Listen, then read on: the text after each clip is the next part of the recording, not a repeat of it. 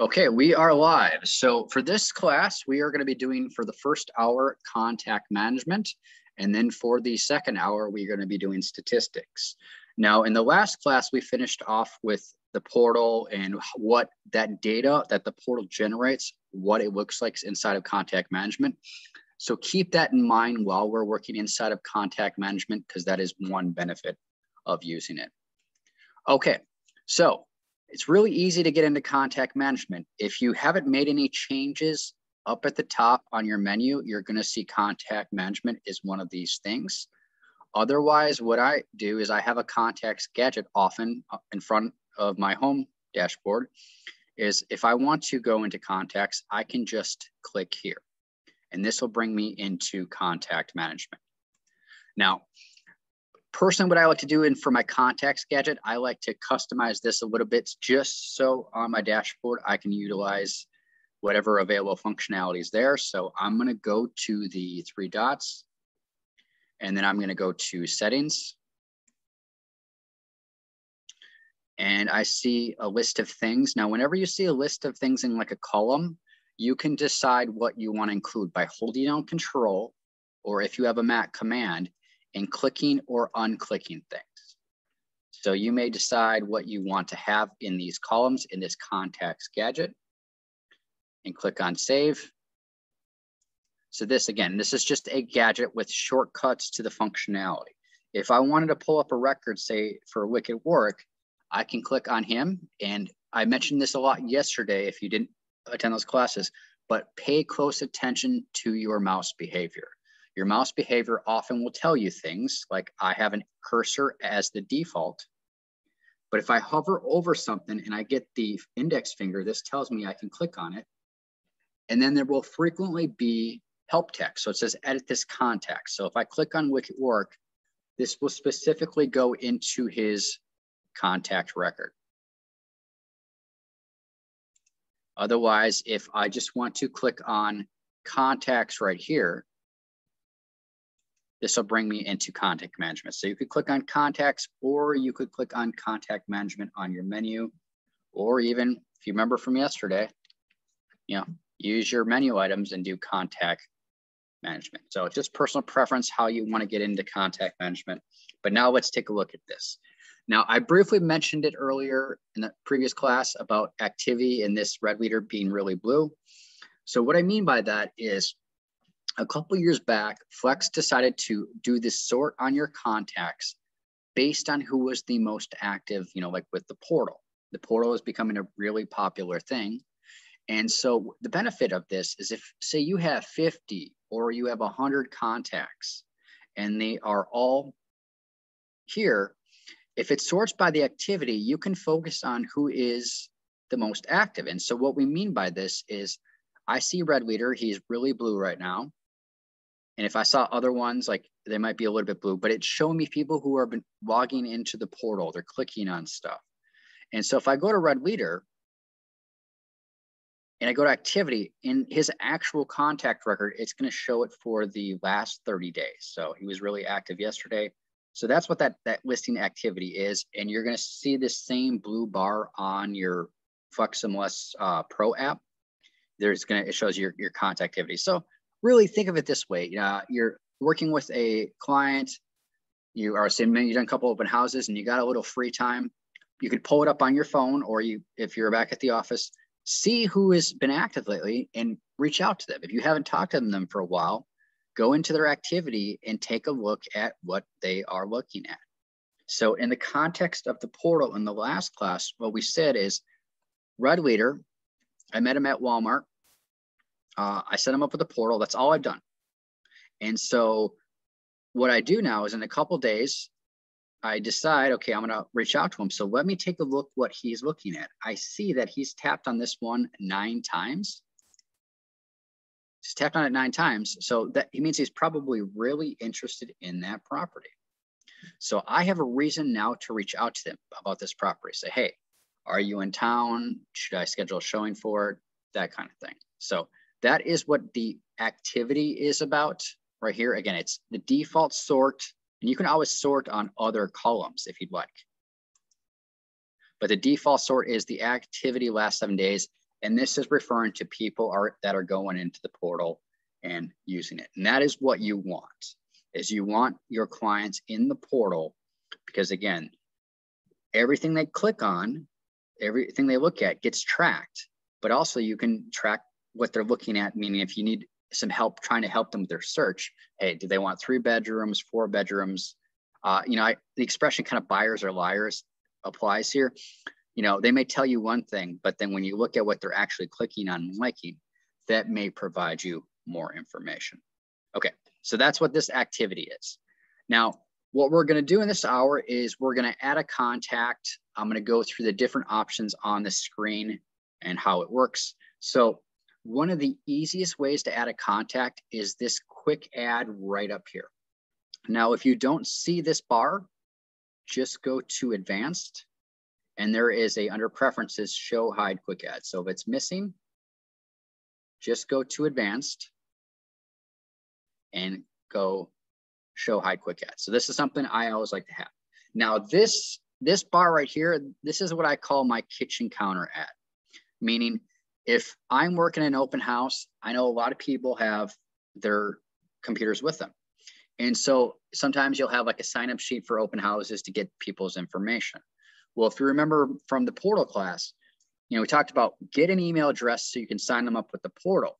Use the same sort of messaging here. Say, hey, if someone comes up to you and they say, I'm not really interested in this house, but this is what we're looking for. And if you don't have time to set up a search, or they don't have time, just say, okay, hey, well, let me set you up with a portal. So let me get your information. And so Mace Windu, and say, let me get your email address. And I'm going to invite you to the portal right now. And then I'll walk you through the process. If you didn't watch or you weren't in the portal class, that class was recorded and should be available sometime next week, probably Monday. So let me just put in his information. So this is literally the easiest way to set someone up with the portal. Put in a first name, last name, email, check the box for portal, and then add. So this is going to take you about 20 seconds. Again, I call this like the kitchen counter ad. Someone comes up to you, add them to the portal. Very, very simple process. And the portal invitation email is going to go to Mace Windu here. And I'm just going to give it a second, then I'm going to pull up that email just to review what we saw in the last class. So we'll go to mailinator.com, Mace Windu 678. There we go. So this is the portal invitation. If you remember from the last class, I updated the text. So now I have it says, welcome to your portal, but also it has a nice, so there's a short video I can watch. I could also download the app, meaning as the client, and then they can sign up. So ideally, if you're with them, you can walk them through the process. So it's really, really easy. And so there's gonna be a nice video that explains everything, really has it streamlined. So portal process, once you learned it, after you've practiced it a few times, it is really easy to use, and I highly recommend using it. Okay, so that is an easy way to add someone. Now, if you wanna really take your time adding someone, what you're gonna do is you're gonna go to add contact right here. So I'm gonna click on add contact. And this is if, you only have 20, 30 seconds, you do the quick add. But if, you got all their information, then you're going to go to add contact. So first thing that I'm going to do is I'm going to plug in a name. Now I got to find a Star Wars character I have not used lately. No,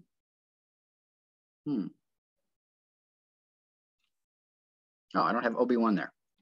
Okay, Obi-Wan Kenobi. So here is his name. Now there's two name fields here. There's a display name and then a name. And now they look like the same, but the difference is this display name is different than the first, middle, last. So I like to use first, middle, last just because I can sort by last name first for the contact management if I want to do that. So we put in his name. Now, additional contact. This is going to be a spouse, boyfriend, girlfriend, that kind of thing. So let's just say he's got a girlfriend named Sharon Smith. So the reason you want to do additional contacts is if you want to keep the records together, so you can have an email go to both the husband and the wife. It's on the same record. Now, some people like to keep the contacts separate. It really comes down to personal preference, but this will make sense in a second. So what I'm going to do is I'm going to put in an email address here. So Obi-Wan was here at mailinator.com. And so this email address is assigned to this name. If I want to have an email address for the additional contact, click on add. So Rowan asks, can you have more than one additional contact? Yeah, as many as you'd like. Now, why you would use more than one, that's up to you. But I find that most people will only do one additional because it's usually, like, say, a spouse. But I have seen people, if they're working with investors and they wanted to go off to, like, say, 4 or 5 people, and say the first person to jump on an email, you could do something like that. So let's just do Sharon Smith 22. Now the key thing here is you want to check the box for notify. And I keep mentioning this in class, but watch your mouse behavior. If there's one thing you remember in these classes is you can have hidden functionality and you're not going to know about it until you start to click on stuff. Okay. Okay, so Rowan asked, that's more than one email, but how do you list more than one name? Well, something like that, then you would just do Obi-Wan Kenobi plus Sharon. If you want it on the record like that, it can work. Otherwise, you're gonna do 2 additional contacts, but you're not going to be able to add another additional contact in the context of contact management. You could do multiple emails. So it might make more sense to do something like investor group and then have those emails. Contact management is just not meant to have more than like a husband and wife in a contact group or contact card. Okay, now we can plug in some phone numbers. And if I want to put in, say, an address, now some people use their own member management system or like CRM, whatever you want to do.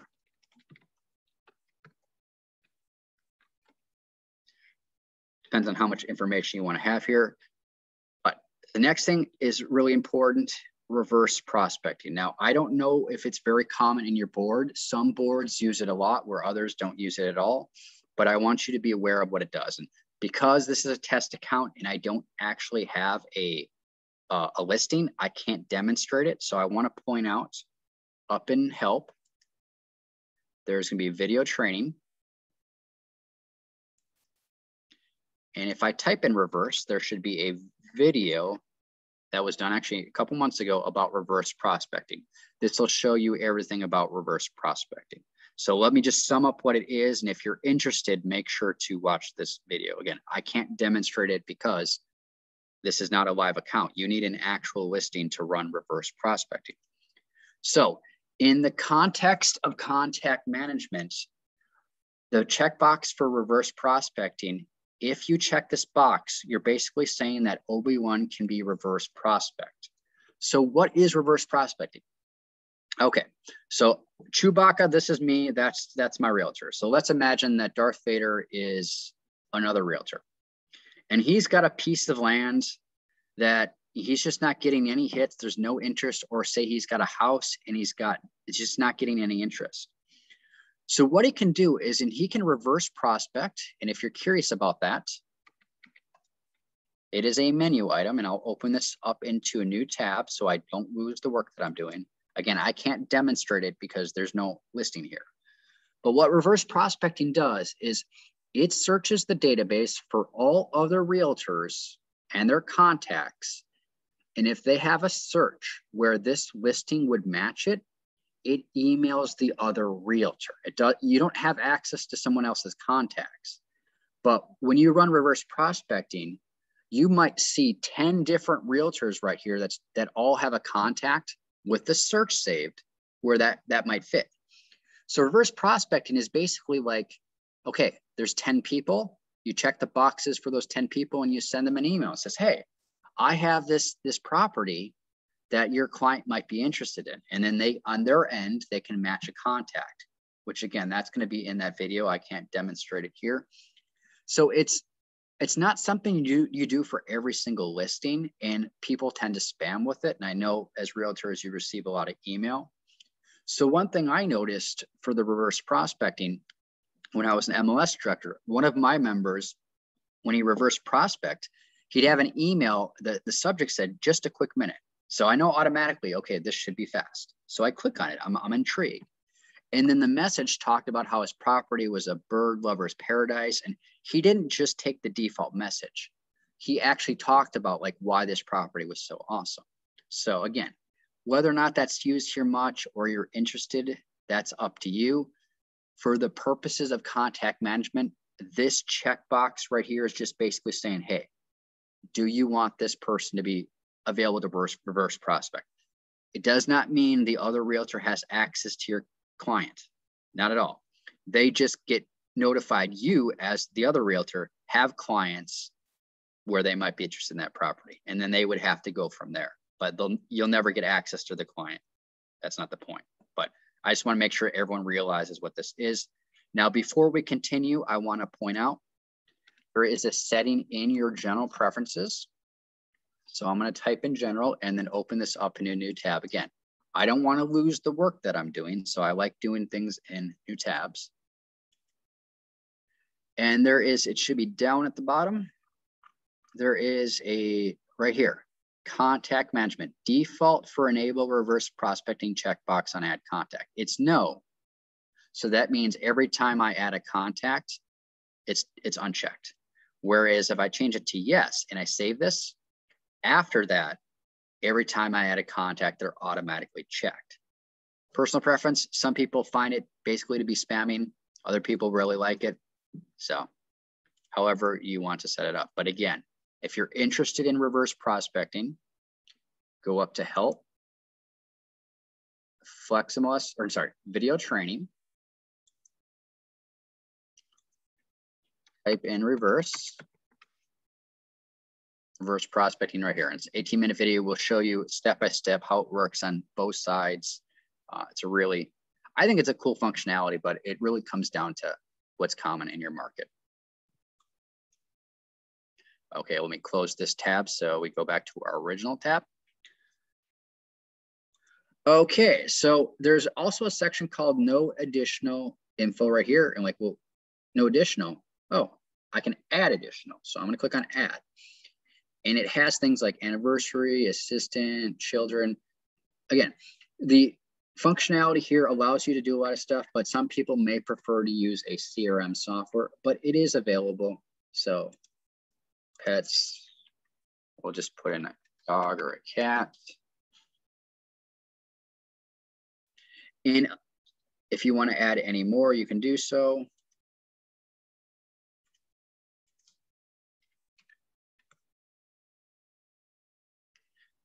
Now, create a portal account for this contact. This is just another way you can add a portal account like we did it up here. I showed you in previous classes, you can do it from the mobile app.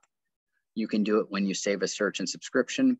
FlexMLS really makes it as easy as possible to do. Gertrude says you don't have notify, add another email address, and then you'll see a notify option.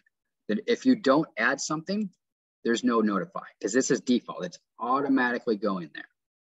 But when you add, you can add an email address and then you have the option. Do you want an email to go there or not? You don't have to if you don't want. So that's where the notify thing comes. Now, create a portal account for this contact. What I would recommend doing is if you didn't attend the portal class earlier today, Watch the recording when it's released, get comfortable with it. And once you understand how portals work, I would turn the portal on for every single person you work with, just because, you know, it doesn't really require you to do any work other than set it up. And again, it generates data for you and it makes the search easier for your client. So I'm going to say, create a portal, and it's going to send an invite to the person. Now, the final thing on the screen I want to point out is the groups. Some people love this, some people don't use it. It's just, again, personal preference. You can sort your contacts by groups. And so if I go to edit group list, and let's imagine that investors wasn't there, I'm just going to add a couple of groups. Now, groups would be things like investors, type it in and click on save, or first time home buyers, save, and maybe we'll do repeat client. So you can put people in groups. And so when I return to contact management, I can add any new contact into a specific group. Now, listen to this explanation carefully. This does not mean that you can just automatically send an email to all your investors. FlexMLS doesn't allow that kind of bulk email, and because, again, it leads to spam. Like we talked about the opt-in process in the subscriptions class, they can't allow you to spam people because then that ruins it for everyone. You know, they pay a lot of money to ensure 99% plus accuracy on emails getting delivered. So grouping is just basically grouping. You can group people. So if you have hundreds of contacts and you decide you just want to see who your investors are, you can do it that way. So I'm actually going to put them as first-time home buyers. And so then I am going to add contact. So I've now added a contact, and a portal email is going to go out to OB1.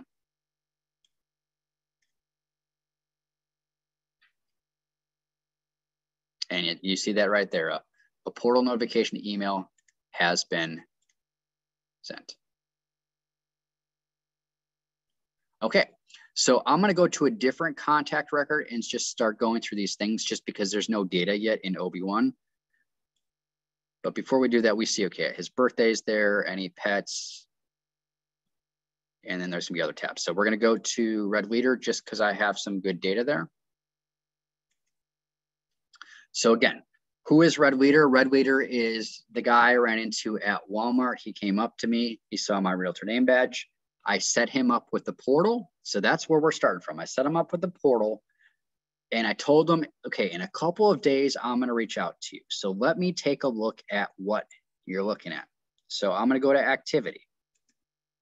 And again, what do we see? These are the data points he provides to me. These are all the listings he's viewed. This one I need to write down right now because he clearly is interested in that property. And so when I call him or I text him and say, hey, looks like you like this property, that is my in. That is my reason to talk to him. If he shared any listings, those also will be very important.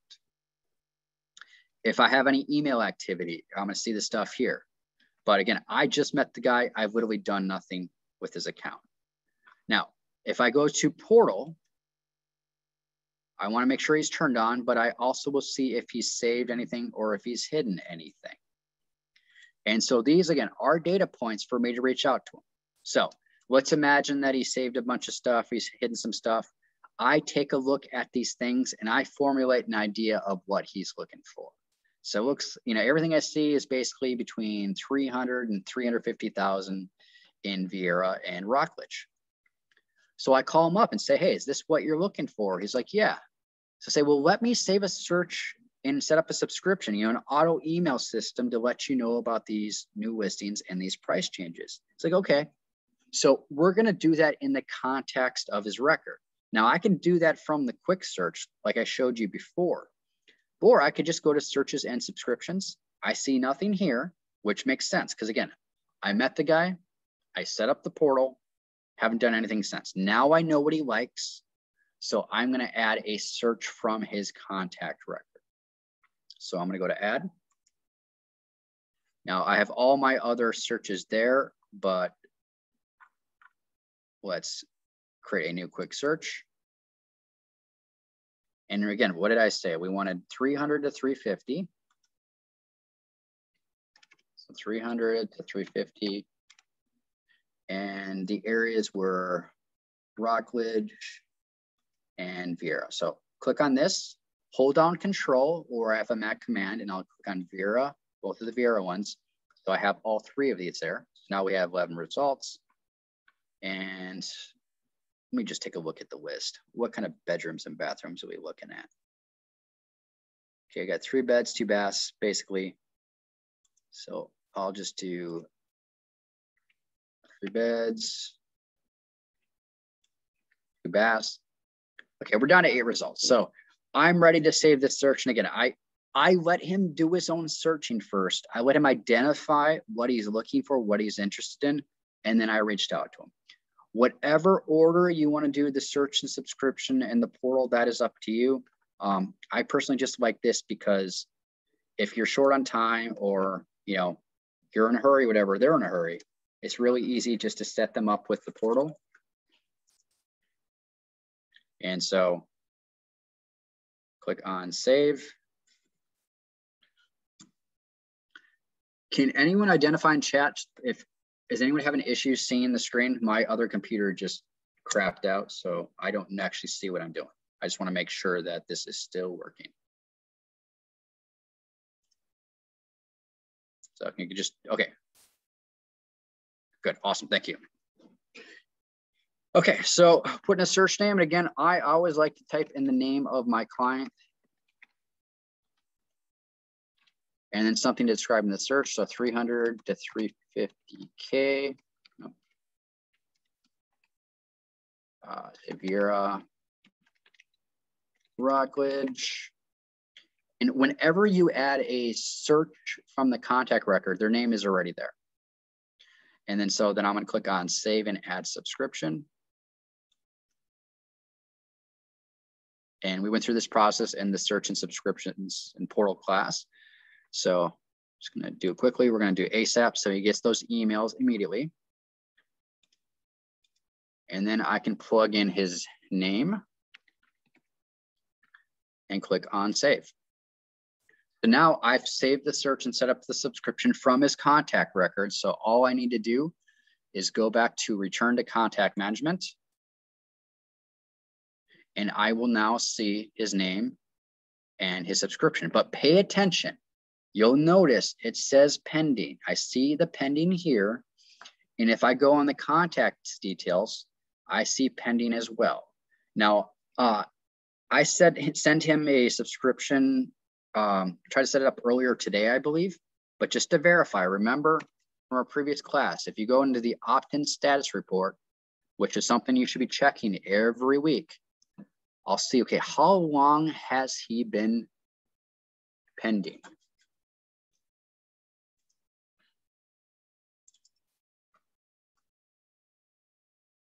Okay, so he has been pending 0 days, so I'm not too worried about it. But I notice R2 has now been pending for a day. So if I'm checking this once a week and he has been pending for 3 or 4 days, I'm gonna wanna resend that request or reach out to him and see why he hasn't opted in, why he hasn't clicked on that subscription email. So always be aware of, you know, checking this once a week, make sure who is pending, because if they're pending, they're not receiving subscription emails. They could have a nice search set up and 3 or 4 new listings have come on. There's been some price changes.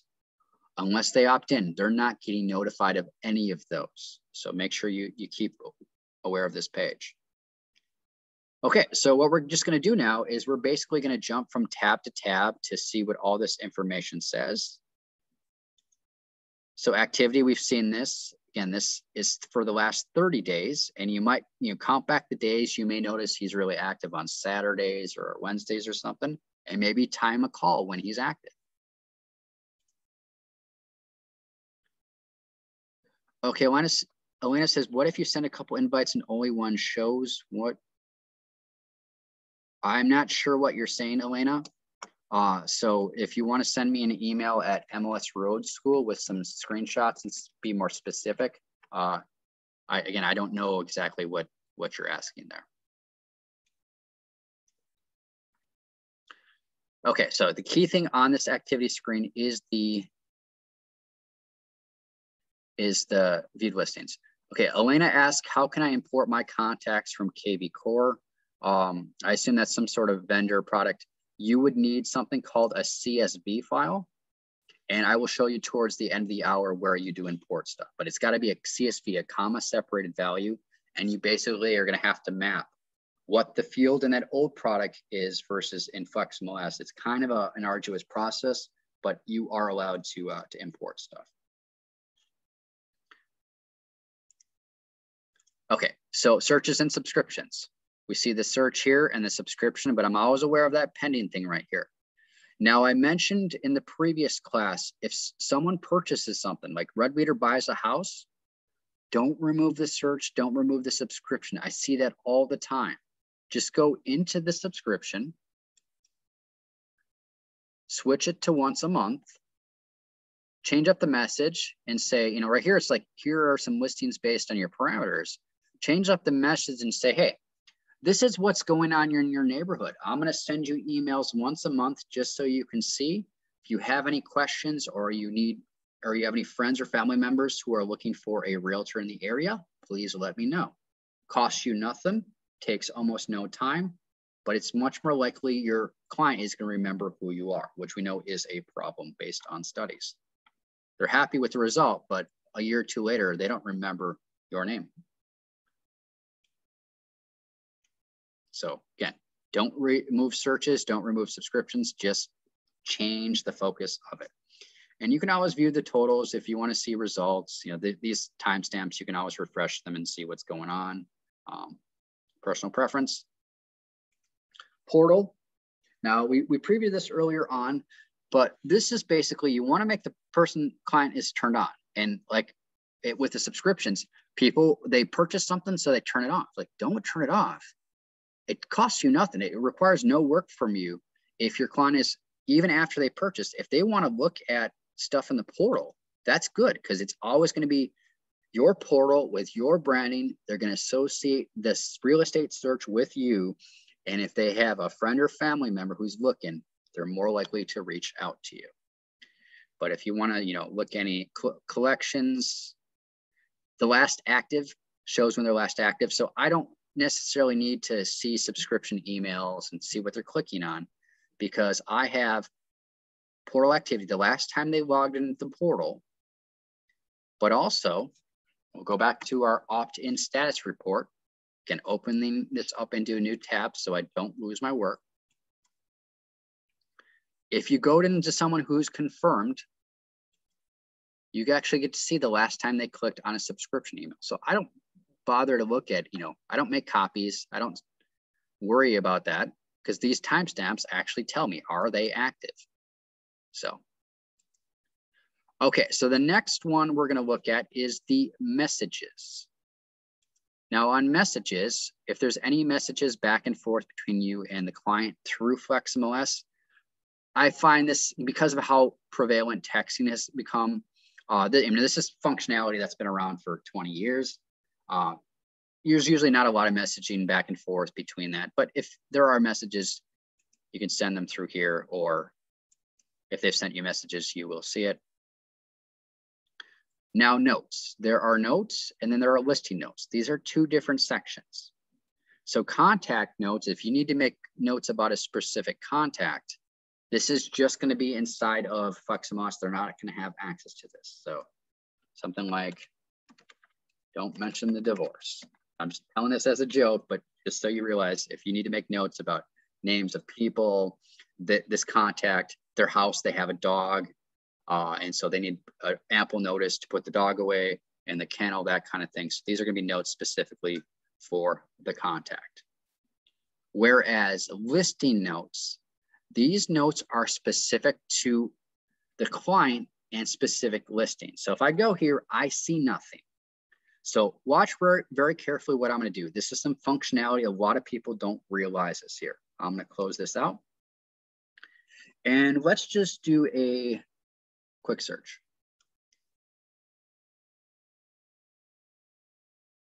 Now, whenever you're in a search, there is this button right here that says work on behalf of, and this opens up a bunch of new functionality you may not be aware of.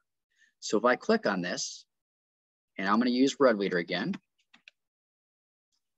watch what happens on the left side of the screen. It suddenly changes. Because it now more turns into like what the portal is. So we see what he saved, what he's hidden, and then we see his search. So if you are inside, like I click on his search, I'm in his search. Let's say we took a look at a couple of these properties and I want to make some notes. So the one on Bay Hill Drive, this little notepad right here is how I do listing notes. Again, watch your mouse behavior. You see hover text that tells you what it is. And if the index finger tells you, you can click on it. So I'm going to make a note. We took a look at this property. Saw the house. He does not like carpeting. You know, some basic note, but what this means is this listing note is specific to this listing, but it will save in his contact record. So I'll do it for that one. And then it's grayed out and then it becomes suddenly color because it has information there. Joan says, if you ever want to send a letter or card to all your contacts, is there a place where you can print a label with all the names? I don't know if that functionality is still here in FlexMLS. I know there's other products like IMAP or something that might have that. Joan, let me make a note of that and talk to Rob and see if there's a specific product. You guys have so many third-party products that I'm not aware of each individual one. So I know like there's been other vendors that make it very easy for you to print stuff off, but. Okay, so I'm gonna click on the one on Villa Drive. Really likes this one. Now, again, this is one of the things, if you have a CRM product you're really happy with, you can do all this stuff there, but FlexMLS does provide you ability to do this. So, okay, so what we've done is we have made some notes on a couple of listings. And if I go back into contact management and in his record, go back into Red Leader, there's the listing notes. This section now actually has notes for individual listings. Whereas, so this notes is like stuff specifically to him or his house or, his lifestyle, he's got dogs there or something, where this is going to be specific on properties. Then under more links, I don't actually see anyone use that. Okay, so that is a really easy way to add a contact. Now there's a few other things you can do when you're working on behalf of, so I want to point that out next. I'm going to go back and do a search. We're going to work on behalf of, and we'll do Red Leader again. And again, when you work on behalf, the left side of the screen changes. So I can pull up his search. I've made some notes, but there's other things. I can star stuff, meaning I can save stuff. So watch the left side of the screen. I can save things for him. I can hide things, but look, this says hidden by agent. It doesn't go into his hidden section. It actually breaks it down into a separate section. But then I can recommend listings.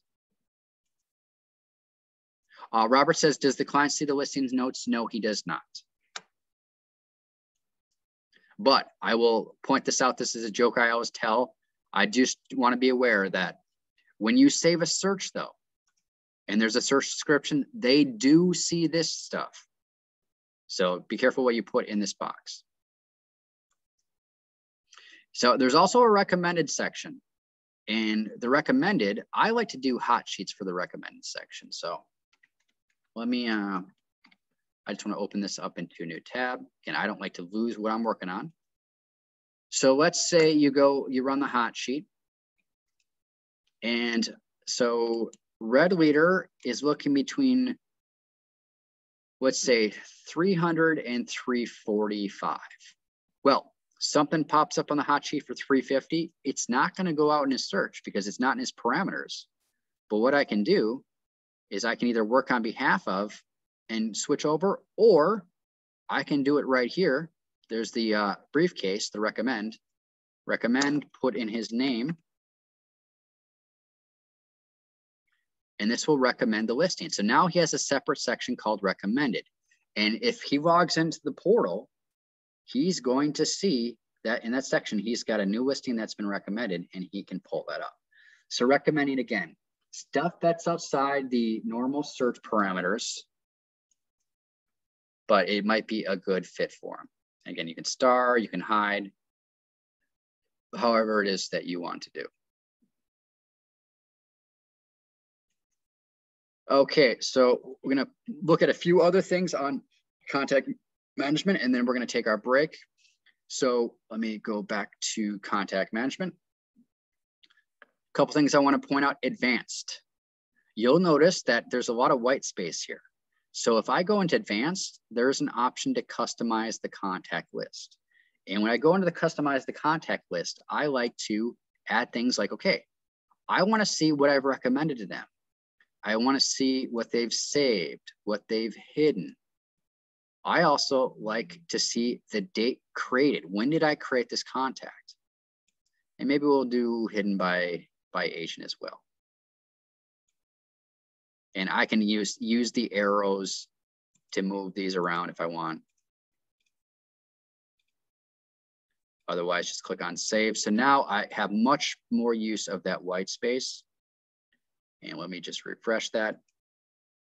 So again, advanced, customized contact list. But what's cool is, okay, let's say, again, red leader, I hadn't even saved a search for him, but look, I see all kinds of data that's been generated for me right in front of me. So it's just utilizing this space very effectively. Another thing under advanced that's important. So someone was asking about importing contacts. So you go here, you go to import contacts.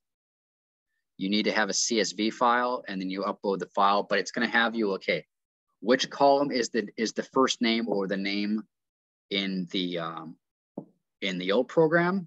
What is it in FlexMLS? So if you're gonna bring in like 5 or 10 columns of data, you're gonna have to make sure they map to something in FlexMLS. So this is one of the more common things that if you're gonna do this, you call up support and have them walk you through it. It can be a little difficult the first time, but after that, it is pretty easy. But also what you can do is, you can go to advanced, you can import, but you can also export contacts. Now, the other thing that's really popular inside of contact management is this: create portal accounts with invite. You'll notice that I have a handful of contacts where the portal is turned off. So I've never turned the portal on. And I have a lot of people ask me after they get comfortable with the portal, they want all of their clients on the portal. So that's a really cool thing. But first, make sure you understand the portal inside and out, because otherwise you're going to generate a lot of work for you. You have clients asking you questions, But again, the portal is, I think, just such a powerful tool. It requires so little effort on your end, and it's something you can provide your clients. So if you go up to advanced, and then go to create portal accounts with invite, what this will do is everywhere you see that there's a contact where it's turned off, it's going to turn the portal on for them, and it's going to send an invite. Now, that doesn't mean they're going to log in. Hopefully they do. But that is why before I do something like this, I make sure, and I'm going to go back into portal preferences. I want to make sure that my portal preferences in my email make sense. So we're going to go back into portal preferences. We talked about this in the last class. There is an intro email section. So I updated the message so it tells them exactly what it is. Welcome to your personalized home search experience. You can start searching for your dream home, see what's on the market, save listings you're interested in, communicate with me. And to get started, watch this video. This sentence right here, I actually added. So the best thing, you get live up-to-date information about listings, something that, now actually Zillow is a brokerage, so I need to edit this. Something that other sites can't provide, but really showing them the value of the portal is that live up-to-date information. So once your message, it looks good because it's going to be getting sent out to a bunch of people. Go back into contact management, go over to advanced, and I'm going to create the portal accounts with invite. And so now what this is going to do is going to generate portals. And someone had a duplicate email address, probably because this is a test account. I refresh contact management. Now the portal has been turned on for everyone and an invitation has gone out. So any questions before we take our break?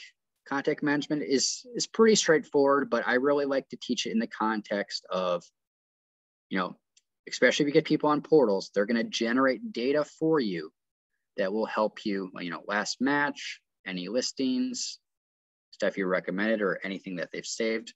There's all kinds of great data, but you have a new contact, invite them to a portal, take a look at what they are viewing. This is your key thing right here. This listing, you have a reason now to reach out to your client and go from there. Rowan asked, I missed your portal class. The portal class was recorded. The board is going to upload them to the Space Coast YouTube page. So I think that's going to be available on Monday. The problem is it has to get processed and then it has to get uploaded to YouTube and all that stuff set up. So it takes quite a while. Okay, we're going to take a 10-minute break. And then in the last hour, we are going to be focusing on statistics.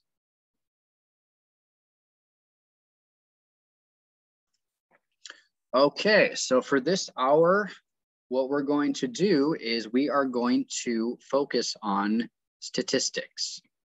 Now, there are all kinds of statistical reports available in FlexMLS. So what I'm going to do is focus on the most common ones, the ones that are the most popular, and then show you how they work. Okay, so the first one, and the one that you should see right here on your menu, if you have 5 things up here and you've never made a change, the market summary report is the most common one.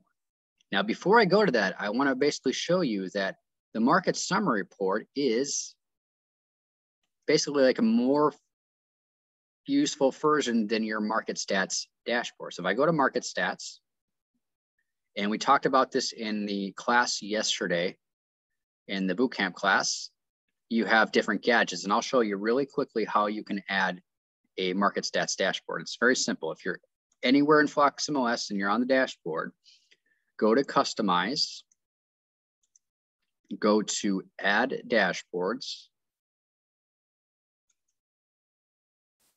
and there is the market stats one. Now in the bootcamp class, we showed how we can customize the different market stats, but if by default you add it and we see absorption rate, inventory, sold days on market, prices, sale to original list price ratio, and volume, these are for everything in the MLS for Space Coast. So we focused on customizing them for like maybe Indian Harbor Beach or Melbourne.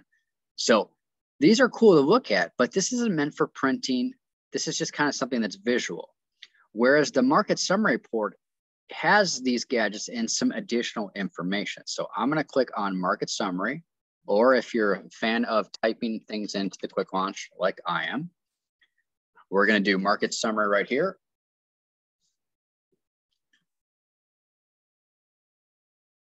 And it's going to take some time to load. Now, if it just says residential, this means that it is just, it's all of Space Coast.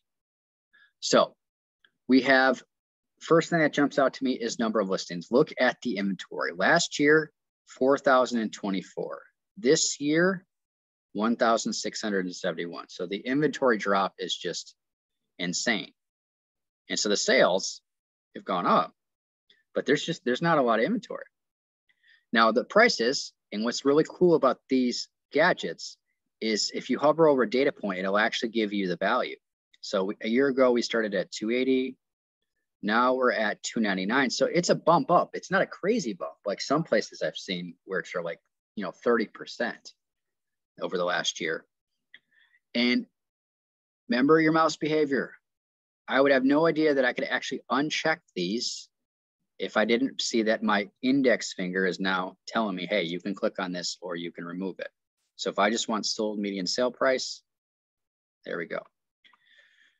Now, if you're curious about what any of this means, like there's a question mark in the gadget, so number of listings, I can click on this and it'll actually tell you how it's calculating this data. And then the other thing for it is this wrench right here. This wrench, again, I can click on it. I see the index finger. It says customize this chart. So I'm going to customize the chart and I can decide number of new listings for active, new, pended. Maybe I want to see all of them, or if it's just too busy, I want just active and sold. Now the absorption rate, I'm like, hey, well, what is the definition of absorption rate? Click on the question mark and it tells you how the absorption rate is calculated. So the absorption rate of months chart shows how long the current inventory of properties would last at the current rate of sales if no new properties were added to the market. So we started last year at 3.22 months. Now, how absorption rate works is 0 to 4 months is considered a seller's market. So terms are going to be favorable to the seller.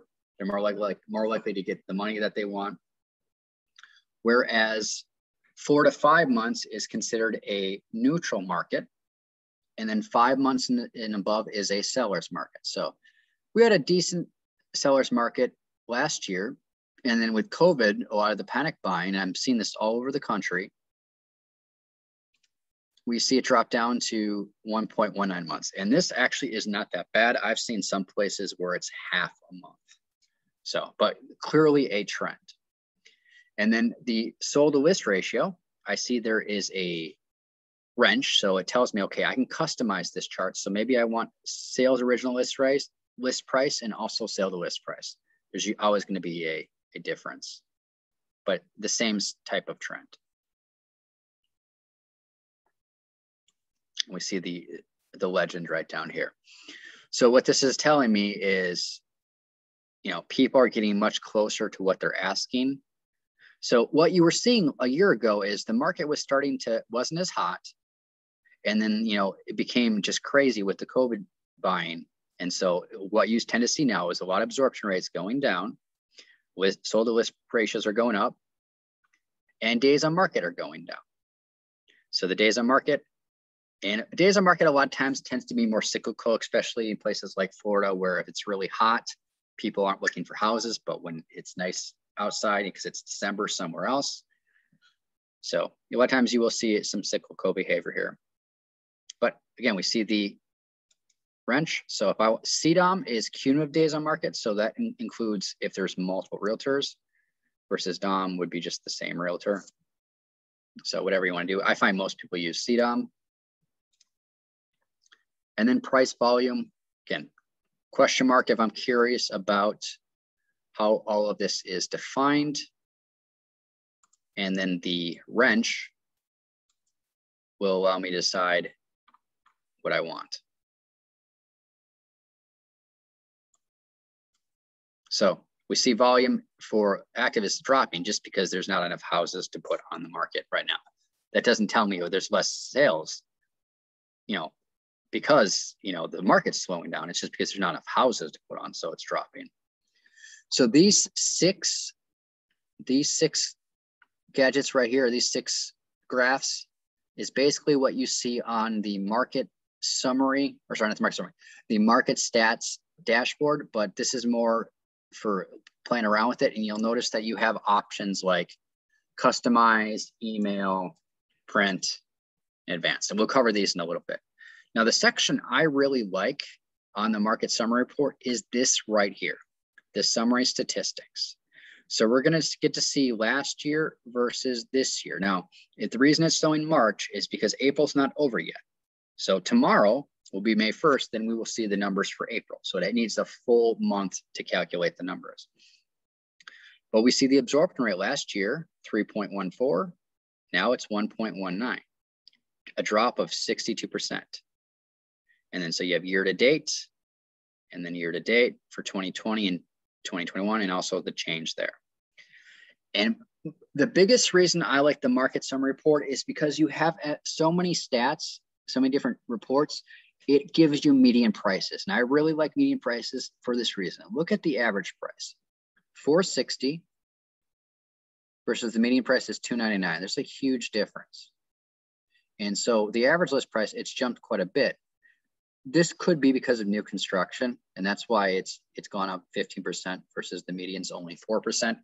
I do like those, again, I like those median values when I'm looking at stats. And so we see the average sale price, the median sale price. We do see, okay, prices, the median sale price has gone up 10%. So pretty solid increase, but not crazy like some places. Like I said, I've been teaching, I'm seeing 30% increases over the year. Median also becomes very important when we're dealing with CDOT. So we see that it's dropped from 24 down to 8. So things are moving in about a week. But the average, if we use the average values, you're always going to have houses, especially like the higher end ones that may stay on the market a lot longer, or you have, houses that people refuse to drop the price. So there's if you're looking at averages, you're thinking a house might stay on the market for 2 months, where really it's a month, or sorry, it's a week. And then it does break down, your sold listings, your pendings on different price brackets, if you want to look at it this way. Just personal preference. But the market summary report, to get to it again, you can click on it here or type it in. But what you're looking for is if it says residential and nothing else, that means that it's running it for everything in Space Coast. So if we want to customize this, and that's really the focus of this class, is we're going to be customizing these stats for specific areas. Now, this is fascinating, but once you get more granular, you focus on a certain area or a subdivision, you may see behavior that's completely different. And so I like to look first at the aggregate, the entire MLS, to get an idea. But let's say I just do a lot of sales in Indiana-Atlantic. I want to see what's going there, because you might see ratios that are 105%, or you might see absorption rates that are even lower, or some places where things just aren't moving quickly. So if you're looking to list a property with a client, it helps to go into the stats, get an idea of what's going on in that area. Because, if something's been, they see the market's hot, and then their property's been on the market for almost 2 months, and you say, well, and they're freaking out, like, what's going on? You run the stats, say, actually, for this area, that's to be expected. Things are just not moving that quickly here. So maybe it's a more rural area or the price range or something. So that's what we're going to focus on. We're going to go to customize. And whenever we see this down arrow or chevron, just give me 1 second. I got to move something over. Go to customize. I'm going to do a new location right here. And it says market summary for March 2021. It's going to show you the last full month. So what's cool about this is you could actually, I don't know how many years of data, but I mean, if you wanted to go back to say 2016 or 2015, let's say a client is convinced that this is what the market was like in 2016. Well, you can run the numbers and see. But usually what you're going to do here is you're going to go to city, postal code. You're going to click inside this box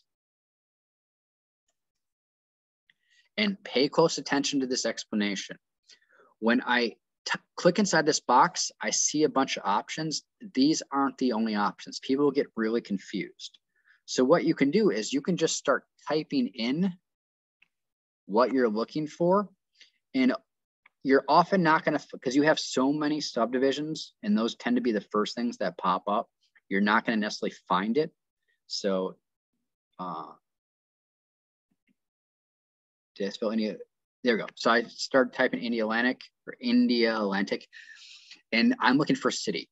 So again, if you don't see what you're looking for, try to keep typing, or you might have to click on the show more here. So let me just finish that. And I'm going to double click. Now, watch what happens when I do India-Atlantic, and I also do India River County. It doesn't let me do it. This market summary report only works for one thing at a time. Darth asks, is there a list index of menu terms to type in the search box at the top? Talking about this. I've never seen a list. So the stuff that I provided in the bootcamp class is most of what works. You could just type in something to see if it works. But again, I've never seen FlexMLS provide an actual list with everything that works there.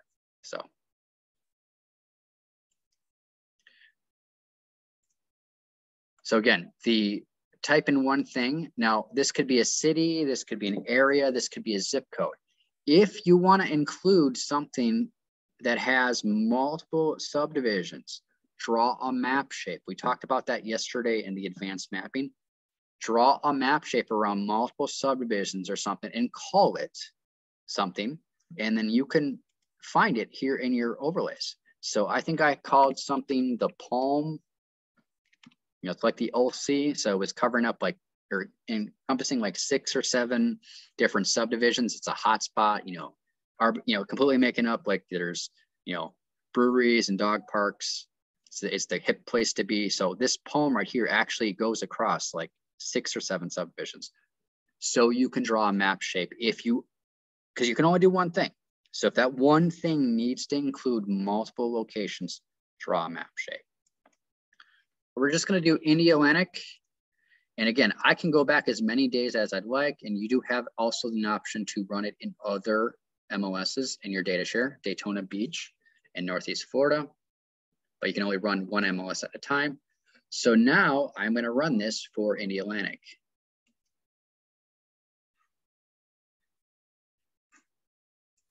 Okay, so India Atlantic, we see very similar things. The inventory has dropped down. Now, this is why I like to do it at the granular level. Well, the first thing that I see is look at absorption rate. India Atlantic a year ago was in a buyer's market. Things weren't moving nearly as fast. Now with a lot of the panic buying, what do we see? We see this huge drop. So down to 1.4. So very similar to the whole MLS where, again, last year, the market wasn't as hot. Now, I don't know why that is because I don't know the area. But when you tend to see absorption rates that are higher, you also see sold to list ratios that are usually under 95% or even closer to 90%. So a year ago, people would list properties. It'd stay on the market for a while and they weren't getting what they're asking for. So if you have a friend who they're like trying to time the market, you might show them this and say, if you want to sell in India Atlantic, this is the time to go because things are moving quickly and people are getting close to what they're asking. Or in some cases, because this is an average, some cases they might even have some bidding wars. I taught in Michigan a webinar a couple of weeks ago for a brokerage, and they were telling me that each house they listed was getting 5 to 45 offers. And they were looking at 108% sold to list ratio. That's how quickly things were going. So this market isn't the same, but across the US, you can see a lot of that. And then the days on market, a lot of times, if there's not a lot of houses, you'll see it bounce around, but clearly things are starting to move fast. Then obviously price volume, just because it's not that things aren't selling, there's just not enough houses. But that's why I like to come down here. This summary statistics, we see the drop, 75% drop. Median price is gone up 15% for list price. Median sale price has basically gone up 15% as well. And then we see that median 6. So just some fascinating information. This is interesting to you, but also again, if you're having to prep for, your client is set on something or they're convinced about something, a lot of times you telling them is not going to change their mind. But if you show them stats, you print off something and say, hey, this is what's going on. You can use the stats to your advantage. So we did that by going to customize new location. So I'm going to do a new location. Let's do Indian Harbor Beach. So if I don't see it in this list of things, I see it right here in city. but you can always, there's a show more option right down here. Click on that. Don't just click on the first thing. So I'm gonna do Indian Harbor Beach. And again, I can go back on date ranges if I'd like. Otherwise, I'm gonna click on search. So just like what we're seeing everywhere, though the prices, probably because there's just not enough houses, the prices have kind of just almost flat. The absorption rate is dropping. And the ratio is kind of, it's kind of going all over the place. So it might just be that this market was ready to turn around as it was. I don't know what, again, I don't know this area well enough, but just some fascinating things. Because look at the median list price. That's actually dropped 41%, and the median sale price has dropped 13. So maybe this had already peaked, and so it's turning around. I know in some places, having trained for the last year, I've been on the road since June. COVID was just the only thing keeping that market going. The market had literally, it been turned around for 3 or 4 months. Prices were starting to drop. So, and let's just, okay, so we did this for 2021. Let's run Indian Harbor Beach for 2016. So I can do a new location, do it again.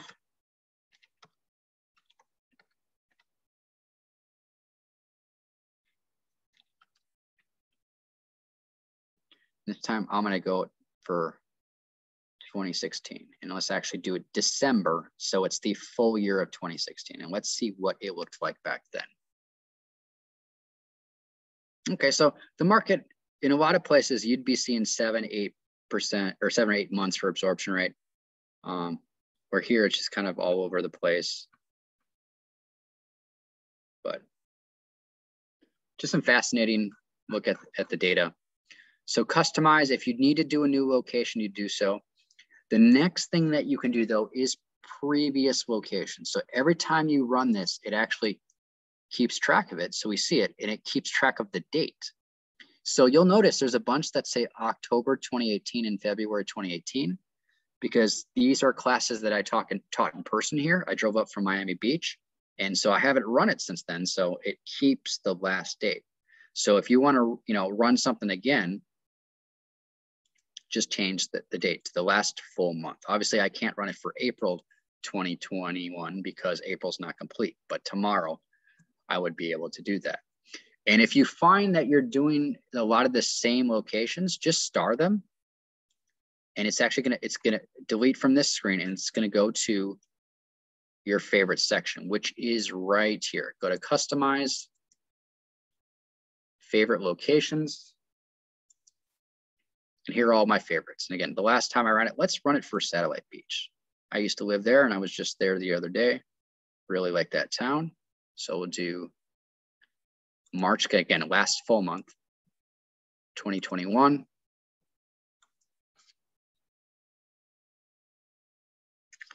And so this is what we see. We do see absorption rate has dropped quite a bit. They're under a month now, 0.75. Okay, Robert asks, any way to look and graph annual over the past 5-year trends? Really, there's some year over year stats, but something like that, what you're gonna wanna do is you have the option under advanced to export data. You would basically just export the data. So like 2021, 2020, there's not a fast way to do it. Export the data, and then if you have another program, you could just plug in some numbers. But yeah, there's nothing specifically on a 5-year that you can do automatically. You'd have to export the data and play around with it. So look at Satellite Beach. Median sale price just barely jumped up. So kind of interesting. And so what I mean by the export, if we go to advanced, we can export all downloadable data or displayed on page. This one has a bit more, but export it. It's going to create a CSV file. And here is all the data. So if you're good with Excel or Google Sheets and you know how to use macros or how to create graphs, once you get comfortable with it, it's pretty easy to do. One thing I would do is I would run the market summary every month when I was MLS director. And then I would just cut and paste a couple of these fields and put it into an infographic that I could share with my members, or they could share with their clients. And so if you've taken the time to do that, and set it up, it literally would take you 10 minutes a month to create these infographics. Just, you're cutting and pasting information, and you have the data. So if you just created a spreadsheet, had 2 windows open, cut and paste this, then you could get that 5 years of data. It's gonna take you probably 20 minutes maybe, and then create a graph from that. This is where you're gonna have to do that manual stuff. Unfortunately, there's just not at the 5-year level that kind of stats inside of FlexMLS. Now, Florida Realtors provides you some stats. They might have something like the 5 years to go back. So check out Florida Realtors, and let me see if you have a link to it. Okay, I don't see anything here. Let me try. Okay. Let me see if you have anything under your MLS links.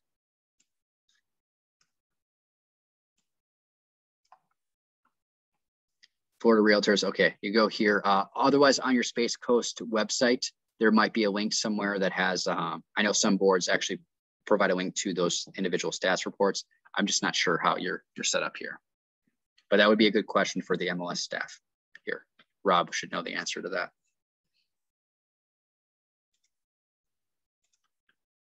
Okay, so that's how advanced is how you export stuff. Otherwise, if you want to email or print this, you can email this to a client, or you can go to print. These are pretty old. This is pretty old technology, so it's not very visually appealing. So that's one thing that I like to do is I like to spend the time creating my infographic in another product where I can literally just cut and paste data and then use that. So that's more visually appealing.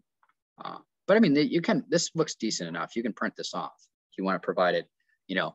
Your client is curious about listing their house and you want to show them, hey, what's going on in their subdivision or in their area, and you can show them what it looks like. Okay, so that was the market summary report. That's the most common report that's used, and I think it's very valuable. It's quite easy to use. The key thing is you come to customize and this new location, run it for something you're looking at. Doing it granularly really provides some interesting information, because if you do the aggregate, the whole market may look quite a bit different than a specific location. Now, the next one we're going to do is the My Market.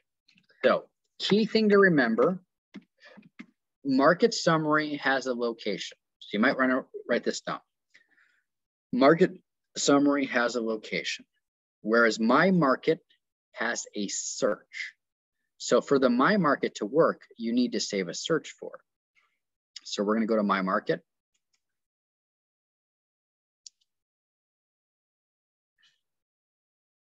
And give this a second to load.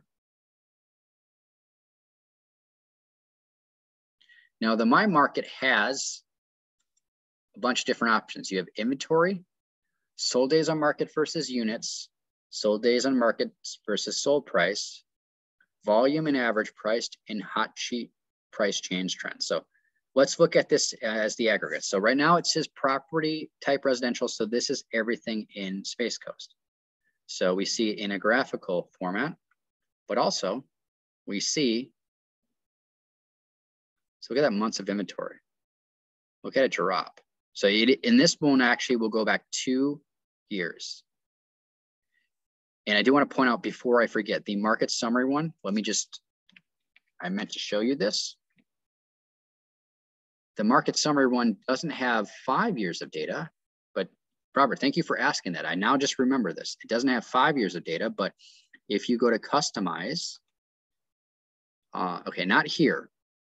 Where is that? Okay. This one doesn't have the 3 years of data. I'm getting tired. Let me go back to My Market. This one right here will allow you to do 3 years of data. So we have 2021, I could go back to 2018. So let's just go through the different options right here, and then I'll show you how you can use the search. So we have inventory. Again, this is everything in the aggregate, all of the entire MLS. Then we see sold days on market versus sold units. Now, pay close attention to this. When people save searches, you know, your default status for a search is active. And so they'll save a search. And then they run this and they have no numbers because they're limited to active. Well, this is not going to work with active because this is specifically for sold listings. So you want to make sure when you're saving a search for this report, you don't have a status selected. And I'll show you that in a little bit. But we see active, new, sold. So again, we're just looking at this at the whole level. Sold days on market versus sold price.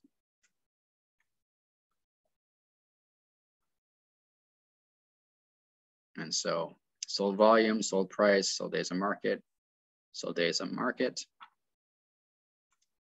We have volume and average price. So all kinds of interesting stats here. Now, what's really cool about this is advanced.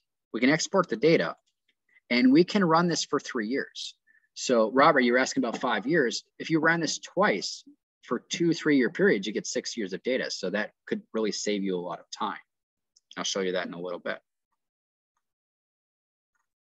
And then the final one is the hot sheet price change trends. So look at that. The trends are, you know, a year ago or 2 years ago, people were down about 5%. Now there's barely any change. So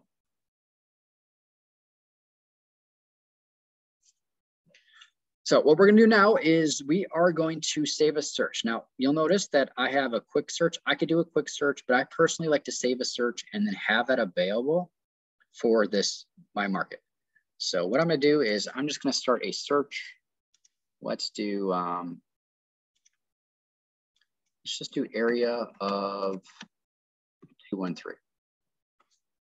And I'm going to open this up in a new tab. So I just want to see what's going on in Cocoa Mainland, east of USA, US 1. So I'm going to open this up and do a new tab. Now, the key thing when you're saving a search for stats reports, uncheck your status. Because again, we saw those sold days on market versus units, those other things. If I'm limited to just active, I'll have no data there. So I'm going to uncheck status. Don't worry about your numbers, because this isn't a search for a person. This is specifically for stats. I'm going to go to save search.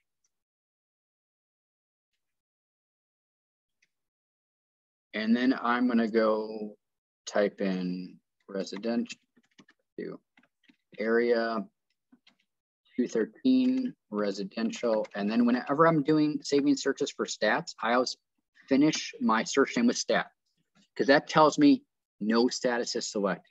This search is specifically for statistics. Click on save. You know, this isn't for a client. I don't need a subscription or a contact. So I'm just going to click on save.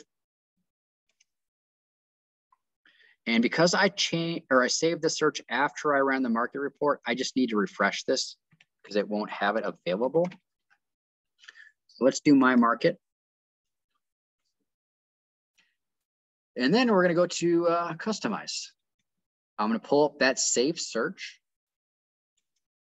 And we see our date. So where was it? I did, what was it called?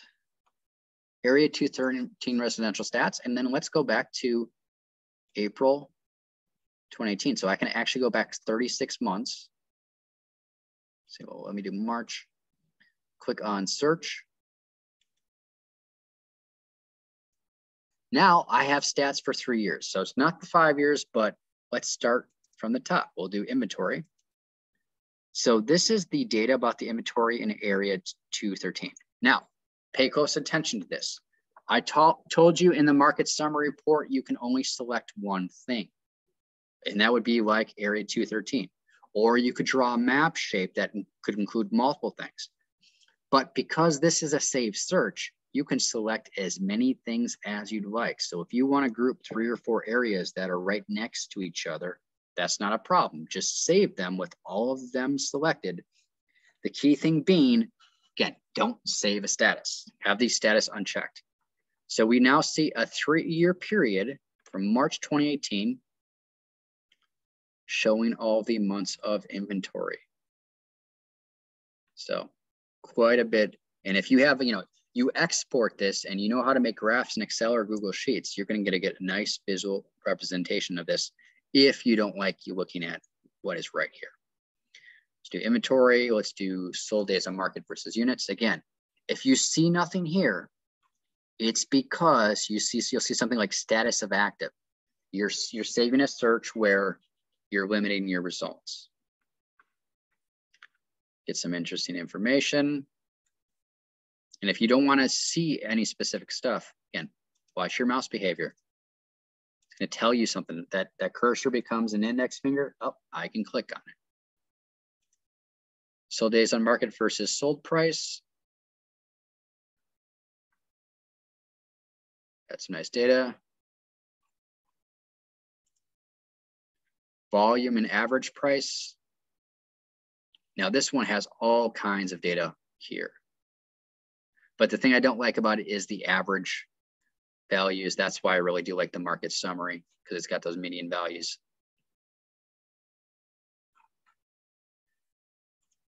And then the hot sheet price change trends.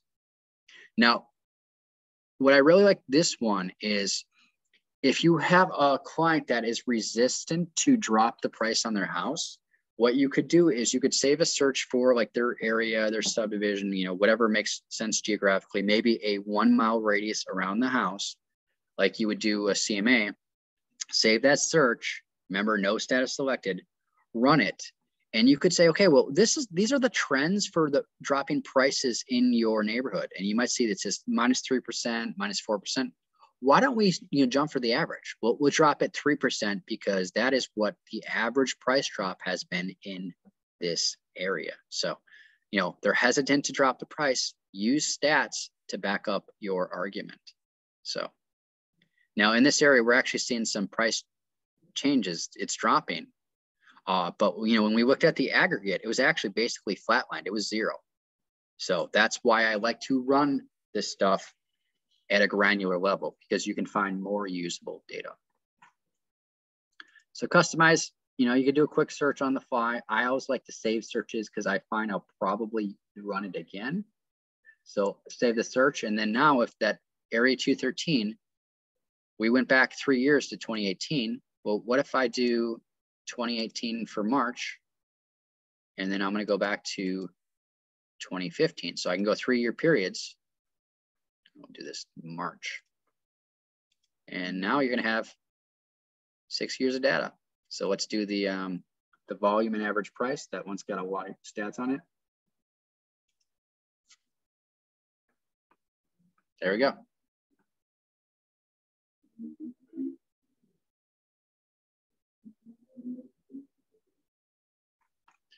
Okay, you can email or print these. Otherwise, under advanced, that is where you're going to be able to export that data. So if you want to export the data displayed on the page or all downloadable data, do that. And let me just give that a second, then we'll load it up. There you go. If you like your stats and you know how to create stuff, there's your 3 years of data.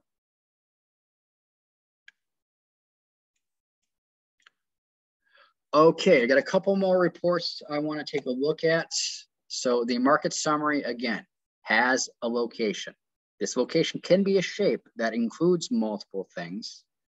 Otherwise, it's going to be a subdivision, it's going to be a city, it's going to be an area.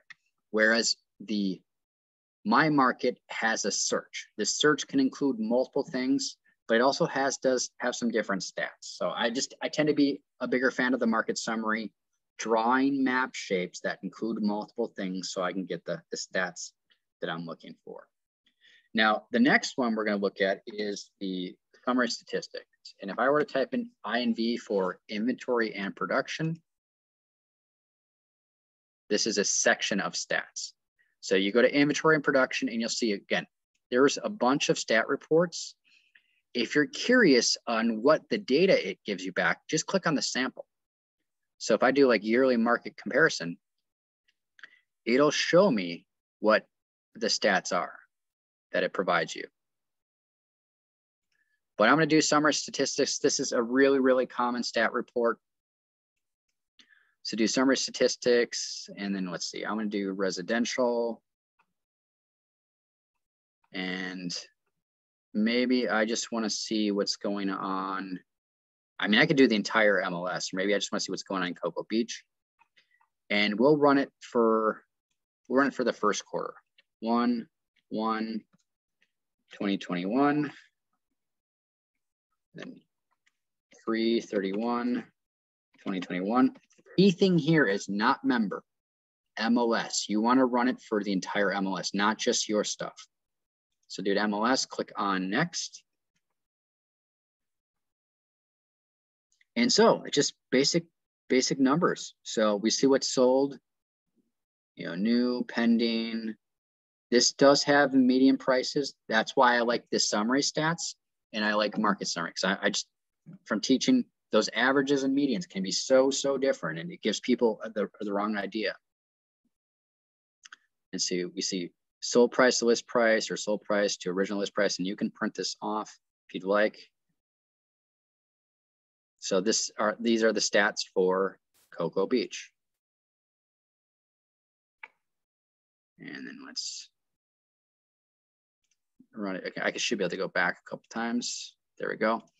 So if I want to run it this time, we'll just do everything. We'll see what's going on in all of the whole MLS. Again, you want to do the MLS, run it for the first quarter, or I could do it all of last year, whatever I want to do.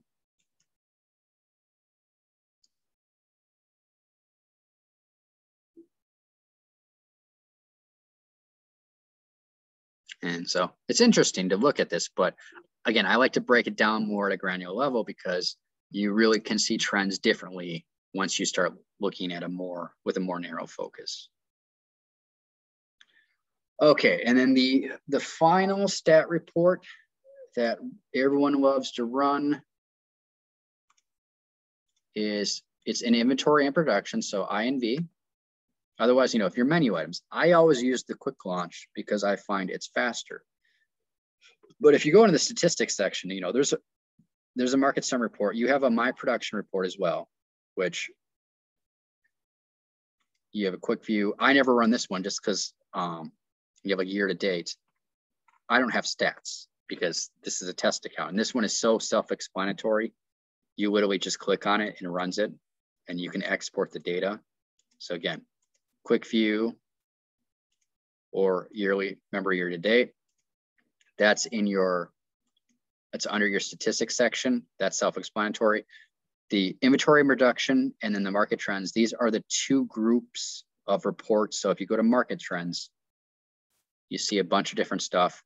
So really what I tell new members is I tell them, go through each report, make notes on what it shows you, and then write down which ones you want to use.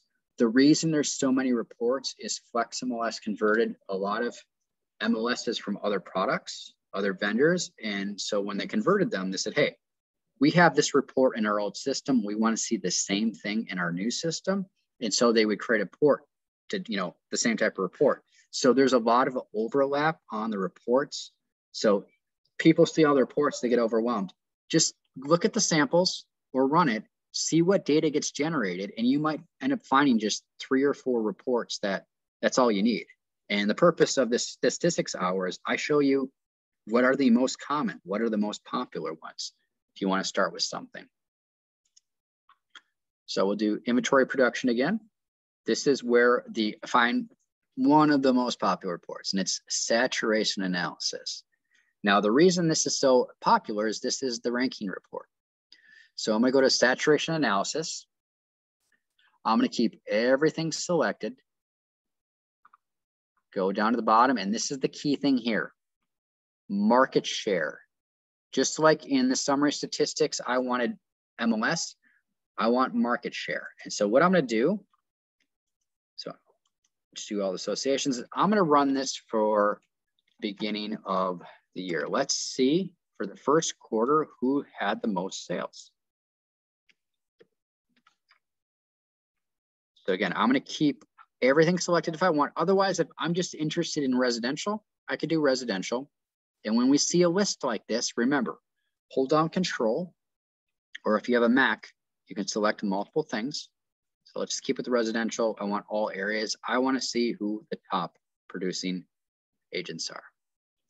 So key thing here is the market share. We give it a date range. I'm going to click on next. Now, a couple different options here. Rank members means individual realtors. Offices are going to be an individual branch. Now, if you have a boutique firm called ABC Realty and it's just one office, it's going to be here. Whereas companies, if you have Keller Williams and there's 4 branches here, if you rank it as a company, it's going to be all of them together. Whereas companies and offices, that basically puts offices and companies all in the same stats, because you may have a boutique firm that's just one office that actually does more sales than like a national branch like Century 21 or Coldwell Banker. And then rank members in offices, people will basically, they want to see in their office how their sales are. So if you got 30 realtors in one office, where are you ranked among them? Where members is it's going to rank everyone in the board. So we'll use this selection. Now, this is the key thing here. You have options for listing members, selling members. What you're going to want to do is listing or selling. So this is if you're on either side of the transaction, but specifically that side. If you do listing and selling, it means you're on both sides of the transaction. What isn't, you're double dipping. That's not that common. So if you're on either side, either as the buyer's agent or the other side, you want listing or selling. Now you can calculate numbers and volumes using sides. It's personal preference. Sides means if there's multiple realtors, like say you have a listing and a co-listing, you get half the credit. Whereas if you don't use it, you get full credit. So it's just 2 different ways to calculate. People usually run the way that gets them the highest rank. I like to include last year's calculations as well. And then we can always exclude non-member accounts from this ranking listing. And we see use this checkbox if you want to include non-member. Sometimes non-member accounts have a lot of sales depending on how it's set up. So non-member a lot of times can be like out of area. I'm just not sure how you're set up. Now I'm just going to do 5,000 because I know you have a lot of members here. I'm not sure. And we'll click on next. So what this is going to do is this is going to run a ranking report for the first quarter of the year, and it's going to rank all realtors with sales. Okay, so the top person in the first quarter, and we see our dates right here, is Elizabeth Boley. We have 195 listings. Now, I don't know if she has a large team and that's why there's so many sales. I don't know what your setup is here. But yeah, so these are the rankings. And if you want to find yourself, if you run this report, hold down Control F if you have a PC or Command F if you have a Mac. Let's just see who is the first Jeff that shows up. Okay, we got a Jeff code. Let's see if we have an actual Jeff. There we go. Jeffrey Carl Porter. He's ranked 395, and we go over. He's got 5 sides or listings, and then he has 1.5 million. Let me just scroll up to the top to make sure. Okay, we did listings, not sides. So we see Elizabeth Boley is 195 with 54 million. But if I were to run this again with sides, so this is actual listings, you're going to see different numbers and different volumes possibly. So let me do it with sides this time. Okay, she's still the top and has the same amount of sides, as the same amount of listings. So it depends on how people calculate it. But I like to do this year and last year because you can see what she did first quarter. So 36 million first quarter last year versus 54 million. and everyone else will be what, you know, you can compare, okay, what were people selling last quarter, this quarter? And it looks like most people seem to be jumping up. They're selling more. So that is the ranking report. Again, to get into it, inventory and production, saturation analysis, or also called the market share report. But the key thing for this to work is when down at the bottom, you need to be selecting the market share. Because if you just run it for member, it just runs your stats. It doesn't compare it against anything else. So you want to do a market share, see where you're ranked, run it, and Control F or Command F will allow you to search for it to see where you are located. Okay, so that is the stats class in contact management. Do we have any questions before I shut down?